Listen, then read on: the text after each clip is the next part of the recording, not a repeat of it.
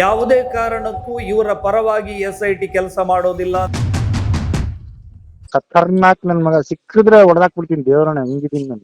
ಒಬ್ಬ ಕ್ರಿಮಿ ಪಾತಕ ಪಾಳಯದ ವ್ಯಕ್ತಿ ಮಹೇಶ್ ಶೆಟ್ಟಿ ತಿಮ್ರೋಡಿ ಕಾಶ್ಮೀರದಲ್ಲಿ ಕೂಡ ಅವನದ್ದು ಬಿಸ್ನೆಸ್ ಇದೆ. ಇದಕ್ಕೆಲ್ಲ ಎಲ್ಲಿಂದ ಫಂಡ್ ಬರುತ್ತೆ? ಸರ್ಕಾರ ಕೂಡ ಇವರಿಗೆ ಮಣಿದಿದೆಯಾ? ಸರ್ಕಾರಕ್ಕಿಂತಲೂ ಇವರು ಸ್ಟ್ರಾಂಗ್ ಇದ್ದಾರಾ? ಒಂದು ಸಾರಿ ಬಂದು ಅವರು ಕೋರ್ಟಲ್ಲಿ ವಾದ ಮಾಡಿ ಹೋದ್ರೆ 10, 15, 20 ಲಕ್ಷ ರೂಪಾಯಿ ಚಾರ್ಜ್ ಮಾಡ್ತಾರೆ. ಇಂತಹ ಅಡ್ವೊಕೇಟ್ಗಳನ್ನು ಇವರು ಒದಗಿಸ್ಕೊಡ್ತಾ ಇರೋರು ಯಾರು? ಒಬ್ಬ ಸೈಕೋಪಾತ್ ವ್ಯಕ್ತಿತ್ವ ಇರುವಂಥ ಮನುಷ್ಯ ಗಿರೀಶ್ ಮಟ್ಟಣ್ಣನವರು. ಇವ್ರು ಯಾರು ಕೂಡ ಸೌಜನ್ಯ ಪರವಾದಂಥ ಹೋರಾಟಗಾರರಲ್ಲ. ಸೌಜನ್ಯ ಇವರಿಗೆ ನೆಪ ಮಾತ್ರ. 100% ಇವರು ಜೈಲಿಗೆ ಹೋಗಿ ಚಪಾತಿ ಹರಿಯೋದು ಪಕ್ಕ. ಹಾಯ್, ನಮಸ್ಕಾರ. ಇದು ಪಬ್ಲಿಕ್ ಮಿರರ್, ನಿಮ್ಮದೇ ಪ್ರತಿಬಿಂಬ. ನಾನು ವಸಂತ ಗಿಳಿಯಾರ್. ಧರ್ಮಸ್ಥಳದ ಬೋರ್ಡೆ ಗ್ಯಾಂಗಿನ ಎಲ್ಲ ಜಾತಕವನ್ನು ಬರೆದು ಮಧ್ಯಂತರ ವರದಿ ಅಂತ ಹೇಳುವಂತಹ ಒಂದು ರಿಪೋರ್ಟನ್ನು 3923 ಪುಟಗಳ ವರದಿಯನ್ನು ಸರ್ಕಾರಕ್ಕೆ ಸಲ್ಲಿಕೆ ಮಾಡಿದೆ SIT. ಅದು ಕೋರ್ಟಿಗೂ ಕೂಡ ಸಲ್ಲಿಕೆ ಮಾಡಿದೆ. ಅದರಲ್ಲಿ ಪೂರ್ತಿ ಇವರ ಹಣೆ ಬರಹವನ್ನು ಬರೆಯಲಾಗಿದೆ ಅಂತ ಹೇಳ್ಬೋದು. ಅದು ಯಾಕೆ ಪೂರ್ಣಗೊಳ್ಳದ ವರದಿ, ಅಪೂರ್ಣ ವರದಿ, ಮಧ್ಯಂತರ ವರದಿ ಅಂತ ಯಾಕೆ ಕರೆಯಲ್ಪಡ್ತು? ಈ ವರದಿಯ ಬಗ್ಗೆ ನಾನು ಚಳಿಗಾಲದ ಅಧಿವೇಶನ, ಬೆಳಗಾಂ ಅಧಿವೇಶನದಲ್ಲಿ ಮಾತಾಡ್ತೀನಿ ಅಂಥೇಳಿ ನಮ್ಮ ಗೃಹ ಸಚಿವರಾದಂಥ ಪರಮೇಶ್ವರ್ ಅವರು ಕೂಡ ಹೇಳಿದ್ದಾರೆ. ಅಧಿವೇಶನದಲ್ಲಿ ಧರ್ಮಸ್ಥಳದ ಪ್ರಕರಣ ಚರ್ಚೆಗೆ ಬರುತ್ತೆ. ಚರ್ಚೆಗೆ ಬಂದಾಗ ಈ ವರದಿಯನ್ನು ಅವರು ಏನು ವಿಪಕ್ಷದ ಮುಂದೆ ಹಿಡಿದು ನಾವಿಷ್ಟೆಲ್ಲ ಕೆಲಸ ಮಾಡಿದ್ದೀವಿ, ಇದನ್ನು ಷಡ್ಯಂತ್ರ ಅಂತಲೇ ನಾವು ಮೊದಲು ಹೇಳಿದ್ವಿ, ನಿಜಕ್ಕೂ ಇದು ಷಡ್ಯಂತ್ರ, ನೀವೇನು ಮಾಡಿದ್ದೀರಿ, ಧರ್ಮಸ್ಥಳದ ಪ್ರಕರಣದಲ್ಲಿ ನಾವು ನಿಜಕ್ಕೂ ನ್ಯಾಯ ಕೊಡಿಸಿದ್ದೀವಿ ಅಂತ ಹೇಳುವಂತಹ ಅವಕಾಶವನ್ನು ರಾಜ್ಯ ಸರ್ಕಾರ ತಗೊಳ್ಳತ್ತಾ ಎನ್ನುವಂಥ ಅನುಮಾನ ನನ್ನನ್ನು ಕಾಡ್ತಾ ಇದೆ. ಈ ನಡುವೆ ಸಾರ್ವತ್ರಿಕವಾಗಿ ಚರ್ಚೆಯಲ್ಲಿರುವಂಥ ಸಬ್ಜೆಕ್ಟು, ಯಾಕೆ ಬುರ್ಡೆ ಗ್ಯಾಂಗಿನ ಯಾವುದೇ ಸದಸ್ಯರು ಇಲ್ಲಿಯ ತನಕ ಅರೆಸ್ಟ್ ಆಗಲಿಲ್ಲ? ಅವ್ರನ್ನ ಅರೆಸ್ಟ್ ಮಾಡಬೇಕು ಅಂತ ಹೋದಾಗ ಇವರು ಕೋರ್ಟಿಗೆ ಓಡ್ತಾರೆ, ಬೇಲ್ ತಗೊತಾರೆ ಅಥವಾ ತಪ್ಪಿಸ್ಕೊಳ್ತಾರೆ, ಯಾವುದೋ ಸಬೂಬನ್ನು ಹೇಳ್ತಾರೆ, ಕಾರಣವನ್ನು ಕೊಡ್ತಾರೆ. ಇವ್ರಿಗೇನೂ ಆಗ್ತಾ ಇಲ್ಲ. ಒಂದಷ್ಟು ದಿನಗಳ ಕಾಲ ಸುಮ್ಮನೆ ಎಲ್ಲೋ ಅವಿತುಕೊಂಡಿದ್ದಂಥ ಗಿರೀಶ್ ಮಟ್ಟಣ್ಣನವರ್ ಮೊನ್ನೆ ಬಂದು ಮತ್ತೆ ಬೊಗಳೆಯನ್ನು ಬಿಡ್ತಾ ಇದ್ದಾನೆ. ಬೊಗಳೆದಾಸ ಗಿರೀಶ್ ಮಟ್ಟಣ್ಣನವರ್ ನಮ್ಮ doctor Mahabalesh ಶೆಟ್ಟರು KS Hegde medical ಕಾಲೇಜಿನಿಂದ ಅವರು ನಿವೃತ್ತಿಯನ್ನು ಹೊಂದುತ್ತಾರೆ ಅಥವಾ ಬಿಡುಗಡೆಯನ್ನು ಹೊಂದುತ್ತಾರೆ. ಅದಕ್ಕೇನು ಕಾರಣ ಅಂತ ಹೇಳಿದರೆ, ಈ ರಾಜ್ಯದ ಒಂದು ಶ್ರೇಷ್ಠ ವಿದ್ಯಾಸಂಸ್ಥೆ ಒಂದು ಮೆಡಿಕಲ್ ಕಾಲೇಜನ್ನು ಮಾಡ್ತಾ ಇದೆ. ಆ ಮೆಡಿಕಲ್ ಕಾಲೇಜಿನ ಉನ್ನತಾಧಿಕಾರಿಯಾಗಿ ವರ್ಗಾವಣೆ ಆಗ್ತಾ ಇದ್ದಾರೆ. ಅರ್ಥಾತ್ ಬಹಳ ದೊಡ್ಡ ಜವಾಬ್ದಾರಿಗೆ ಹೋಗ್ತಾ ಇದ್ದಾರೆ. ಪ್ರಮೋಷನ್ ಅಂತ ಹೇಳ್ಬೋದು. ಮತ್ತು ಬಹಳ ಗಂಭೀರವಾದಂಥ ಒಂದು ಜವಾಬ್ದಾರಿ ಅಥವಾ ಹುದ್ದೆ. ಹಲವು ವರ್ಷಗಳ ಕಾಲ KS ಹೆಗಡೆ ಮೆಡಿಕಲ್ ಕಾಲೇಜಿನಲ್ಲಿ ಡಾಕ್ಟರ್ ಮಹಾಬಲೇಶ್ ಶೆಟ್ಟಿಯವರು ಫಾರೆನ್ಸಿಕ್ ವಿಭಾಗದ HOD ಆಗಿ ಸೇವೆಯನ್ನು ಸಲ್ಲಿಸಿದರು. ಈ ರಾಜ್ಯದ ಕೆಲವು ನುರಿತ ತಜ್ಞ ಫಾರೆನ್ಸಿಕ್ ವೈದ್ಯರು ಯಾರು ಕೇಳಿದರೆ ಅದರಲ್ಲಿ ಒಬ್ಬರು ಮಹಾಬಲೇಶ್ ಶೆಟ್ಟಿ. ಬಹಳ ವಿಶೇಷವಾದಂಥ ಒಂದು ಪರಿಣಿತಿಯನ್ನು ಹೊಂದಿರುವಂಥವ್ರು. ಅವ್ರನ್ನ ಈ ಜಿಲ್ಲೆಯ ಅಥವಾ ಈ ರಾಜ್ಯದ ಒಂದು ಶ್ರೇಷ್ಠ ವಿದ್ಯಾಸಂಸ್ಥೆ ತನ್ನ ಮೆಡಿಕಲ್ ಕಾಲೇಜ್ಗೆ ಅವರಿಗೆ ಉನ್ನತ ಹುದ್ದೆಯನ್ನು ಕೊಟ್ಟು ಕರೆಸ್ಕೊಳ್ತಾ ಇದೆ. ಹಾಗಾಗಿ ಅವರನ್ನು ಆ ಸಂಸ್ಥೆಯವರು, ಈ ಹಿಂದಿನ ಸಂಸ್ಥೆಯಾದಂಥ KS ಹೆಗಡೆಯವರು ಬಹಳ ಗೌರವದಿಂದ, ಅಭಿಮಾನದಿಂದ ಅವರನ್ನು ಬೀಳ್ಕೊಡುಗೆ ಮಾಡಿರುವಂಥ ಫೋಟೋವನ್ನು ಇಟ್ಟುಕೊಂಡು ಈ ಬೊಗಳೆದಾಸ ಗಿರೀಶ್ ಮಟ್ಟಣ್ಣನವರ್ KS ಹೆಗಡೆಯಿಂದ ಕಿಕ್ಔಟ್ ಮಾಡಲಾಯಿತು ಅಂಥೇಳಿ ಮತ್ತೆ ಲೈವ್ ಬಂದು ಕತೆ ಹೊಡಿತಾ ಕೂತಿದ್ದಾನೆ. ಈ ಗಿರೀಶ್ ಮಟ್ಟಣ್ಣನವರನ್ನ ಹೊರಗೆ ಬಿಟ್ಟರೆ ನಿಜಕ್ಕೂ ಅಪಾಯಕಾರಿ. ಒಬ್ಬ ವಿಧ್ವಂಸಕ ಮನೋಸ್ಥಿತಿಯ, ಒಬ್ಬ ಸೈಕೋಪಾತ್ ವ್ಯಕ್ತಿತ್ವ ಇರುವಂಥ ಮನುಷ್ಯ ಗಿರೀಶ್ ಮಟ್ಟಣ್ಣನವರ್. ಸೌಜನ್ಯ ಹೋರಾಟದಲ್ಲಿ ತನ್ನ ಬೇಳೆಯನ್ನು ಬೇಯಿಸ್ಕೊಳ್ಳಿಕ್ಕೆ ಬಂದು ನಂತರ ಈಗ ಸೌಜನ್ಯ ಹೋರಾಟ ಎನ್ನುವ ವಿಚಾರದ ಲೀಡರ್ ತಾನು ಅನ್ನುವ ಭ್ರಮೆಯಲ್ಲಿರುವಂಥ ಮನುಷ್ಯ ಗಿರೀಶ್ ಮಟ್ಟಣ್ಣನವರ. ಅಸಲಿಗೆ ಇವ್ರು ಯಾರು ಕೂಡ ಸೌಜನ್ಯ ಪರವಾದಂಥ ಹೋರಾಟಗಾರರಲ್ಲ. ಸೌಜನ್ಯ ಇವರಿಗೆ ನೆಪ ಮಾತ್ರ. ಸೌಜನ್ಯ ಹೆಸರಲ್ಲಿ ದಂಧೆಯನ್ನು ಮಾಡಿದವರು, ಸೌಜನ್ಯ ಹೆಸರಲ್ಲಿ ತಮ್ಮ ಪ್ರಾಪರ್ಟಿಯನ್ನು ಡೆವಲಪ್ ಮಾಡಿಕೊಂಡವರು, ಸೌಜನ್ಯ ಹೆಸರಲ್ಲಿ ತಮ್ಮ ಖಾಸಗಿ ಅಕೌಂಟಿಗೆ ಅಮೌಂಟನ್ನು ತರಿಸ್ಕೊಂಡವರು. ಇತ್ತೀಚೆಗಷ್ಟೇ ಗಿರೀಶ್ ಮಟ್ಟಣ್ಣನ ಒಬ್ಬ ಆಪ್ತ ಮಾಜಿ ಗೆಳೆಯ ಖುದ್ದು ನನಗೆ ಮಾತಾಡಿದ್ದಾರೆ. ಅವನು ಈ ಥರ ಫ್ರಾಡ್ ಇದ್ದಾನೆ ಸರ್, ಬೇರೆ ಬೇರೆ ಕಡೆ ಅವನ ಬಿಸ್ನೆಸ್ ಇದೆ. ಯಾವಾಗ ಸೌಜನ್ಯ ಹೋರಾಟಕ್ಕೆ ಆತ ಎಂಟರ್ ಆಗ್ತಾನೆ ಅದರ ನಂತರ ಕೇರಳದಲ್ಲಿ ಆತನ ಬೋಟ್ಗಳು ಓಡಾಡ್ತಾ ಇವೆ, ಕಿಗ್ಗದಲ್ಲಿ ಆತ ರೆಸಾರ್ಟ್ ಮಾಡ್ಕೊಂಡಿದ್ದಾನೆ, ಕೆಲವು ಕಡೆ ಜಾಗಗಳಿಗೆ ಅಡ್ವಾನ್ಸ್ ಮಾಡಿದ್ದಾನೆ, ಕಾಶ್ಮೀರದಲ್ಲಿ ಕೂಡ ಅವನದ್ದು ಬಿಸ್ನೆಸ್ ಇದೆ. ಇದಕ್ಕೆಲ್ಲ ಎಲ್ಲಿಂದ ಫಂಡ್ ಬರುತ್ತೆ? ನನಗೆ ಗೊತ್ತಿರುವ ಹಾಗೆ ಹಲವಾರು ಜನ ಗಿರೀಶ್ ಮಟ್ಟಣ್ಣನವ್ರ ಅಕೌಂಟಿಗೆ ದುಡ್ಡನ್ನು ಹಾಕಿದ್ದಾರೆ ಎನ್ನುವಂಥ ಮಾಹಿತಿಯನ್ನ ಖುದ್ದು ಗಿರೀಶ್ ಮಟ್ಟಣ್ಣನವ್ರ ಜೊತೆ ಡ್ರೈವರ್ ತರ ಓಡಾಡ್ಕೊಂಡಿದ್ದ ಗೆಳೆಯನಾಗಿದ್ದ ವ್ಯಕ್ತಿಯೇ ನನಗೆ ಹೇಳಿರುವಂಥದ್ದು.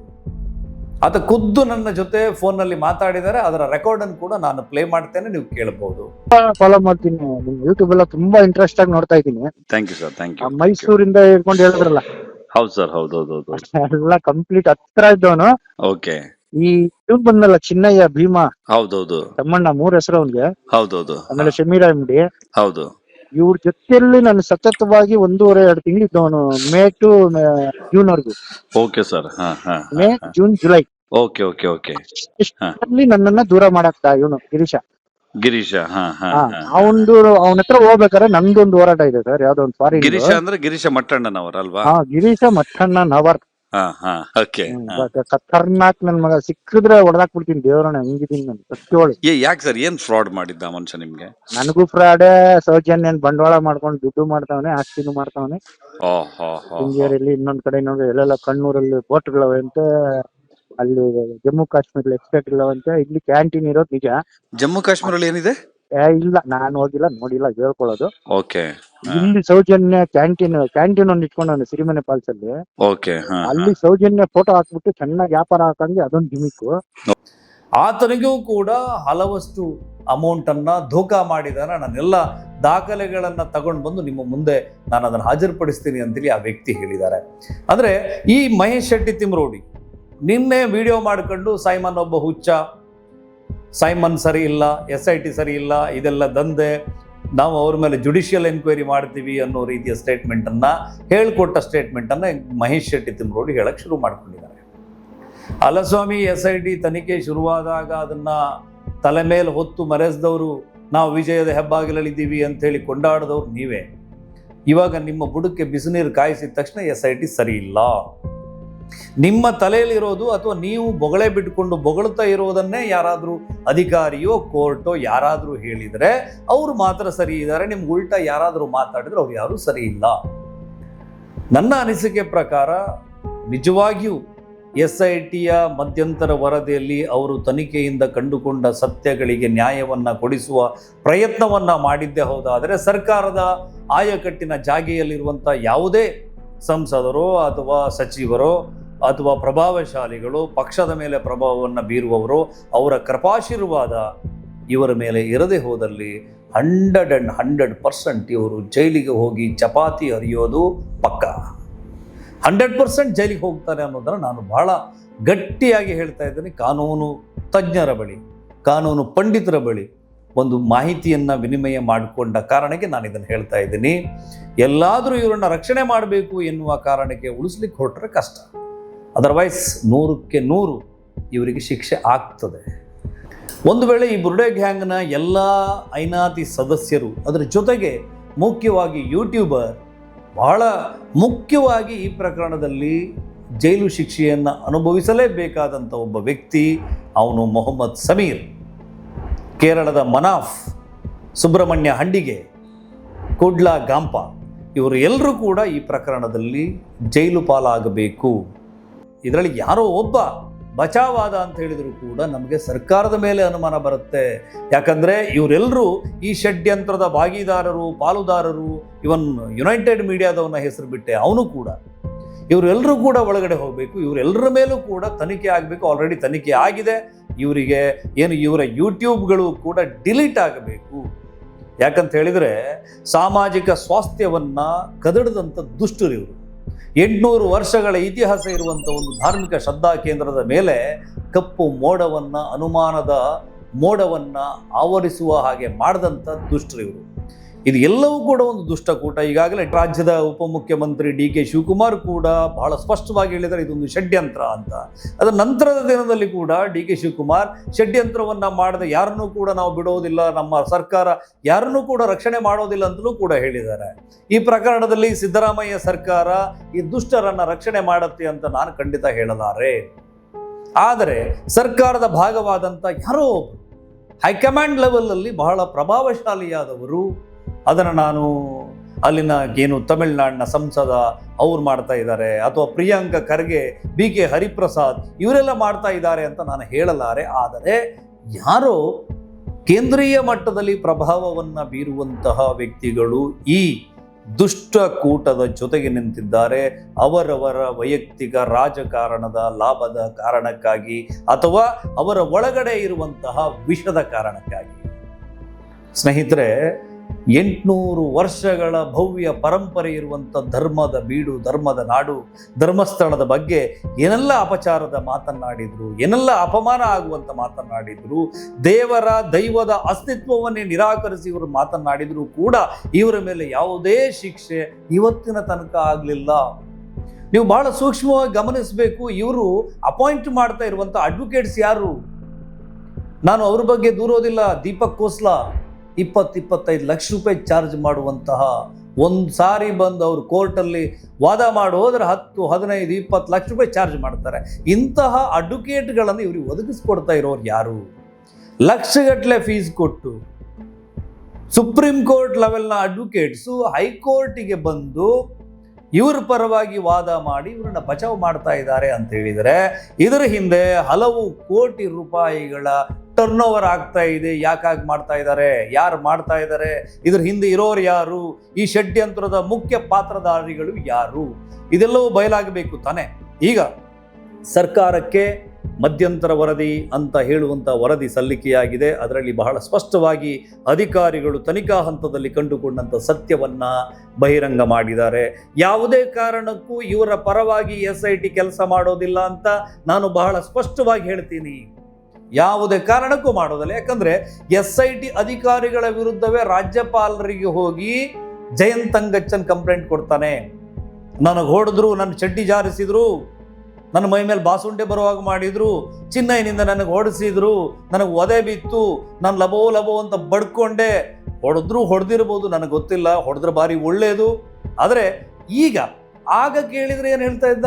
ಇದೇ ಜಯಂತ್ ಅಂಗಚ್ಚನ್ನು ಬಹಳ ಒಳ್ಳೆಯವರಪ್ಪ, SIT ಅವ್ರು ನಮ್ಮನ್ನು ಬಹಳ ಚೆನ್ನಾಗಿ ನೋಡಿಕೊಂಡ್ರು, ಅವ್ರ ಕೆಲಸವನ್ನು ಅವ್ರು ಮಾಡ್ತಾ ಇದ್ದಾರಪ್ಪ, ಯಾಕೆ ಅವ್ರ ಮೇಲೆ ಅಪವಾದವನ್ನು ಹಾಕೋದು?